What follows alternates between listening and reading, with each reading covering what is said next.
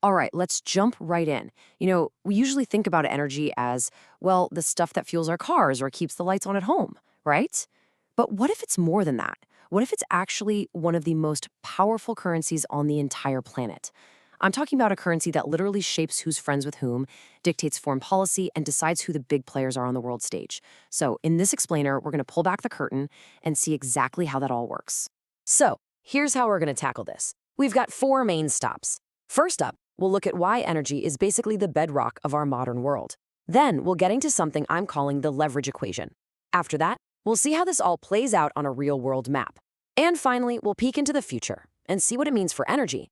And, for all of us. All right, section 1. Let's start at the very beginning. We really need to get a handle on just how incredibly fundamental energy is to, well, to everything. And when I say everything, I mean literally everything. The phone you might be holding, the food on your plate, think about it. It had to be grown, processed, and shipped. The entire global economy, it's all running on energy. If you just, poof, took it all away, our modern world would grind to a halt. It's like this invisible engine that's always running in the background, powering our entire civilization. And if you want to see just how big that engine is, check out this number. As a species, we burn through a mind-boggling amount of energy, about 177,000 terawatt hours every single year. Honestly, that number is so huge, it's hard to even wrap your head around it. But that's exactly why getting a reliable piece of that energy pie isn't just a goal for countries, it's an absolute top priority.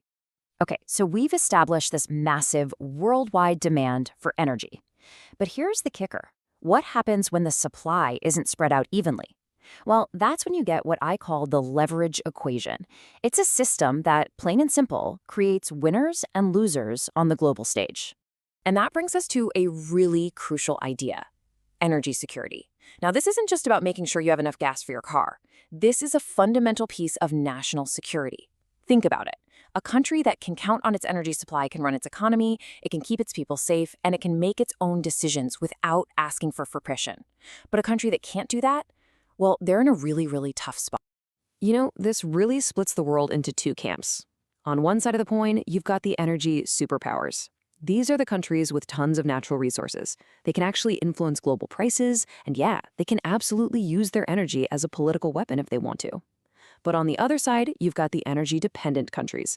They're always on edge, worried about sudden price shocks. Their options on the world stage are often constrained, and they're constantly at risk of being pushed around by the countries they buy from. All right, enough with the theory. Let's talk about how this stuff actually works in the real world. It's time to look at the power plays happening on the global chessboard right now. This chart right here, it perfectly captures the heart of the issue. Just look at these two lists. You see some of the same names, for sure, but the biggest producers aren't necessarily the biggest consumers. And that gap, that mismatch, is where all of modern geopolitics happens. The invisible lines that connect these producers to these consumers, those are the world's most vital shipping lanes, the most important pipelines, and honestly, some of the most dangerous political hotspots on the planet. So, how does a country with all this energy actually use it as leverage? It's pretty much a three-step playbook. Step 1, you control the flow. That means having a say over the pipelines, the shipping routes, the whole supply chain. Step 2, you influence the price. You can crank up production to make it cheaper or dial it back to make it more expensive for everyone. And step 3, the big one, you make political demands. You can go to another country and say, hey, we'll give you a great deal on natural gas, but we need you to support us in this international dispute. That right there is energy power in action. And look, this idea is nothing new. This quote really says it all. For more than 100 years, this has been a central truth of geopolitics. If you control a resource that everyone needs, you have power. Simple as that. The basic rule isn't changing. What is changing is the resource everyone's fighting over. And that brings us to our last section, because right now, as we speak, the entire global energy map is being completely redrawn. The game is changing, big time. See, the great power competition isn't just about oil and gas anymore. As we shift towards renewables, the new prizes are things like lithium, cobalt, and rare earth elements. These are the building blocks for electric car batteries, for wind turbines, for solar panels. And just take a look at this chart. The demand for these minerals isn't just growing, it's exploding. It's absolutely astronomical. So what's the big takeaway here? It's that the rules of the game are fundamentally changing. We're moving from a world obsessed with oil pipelines to one focused on electric grids. Instead of just oil reserves, we're talking about mineral deposits. The major players aren't just the old fossil fuel giants anymore. Now it's also about the tech companies leading the green revolution. And all of this creates a brand new web of dependencies. And of course, brand new ways for things to go wrong.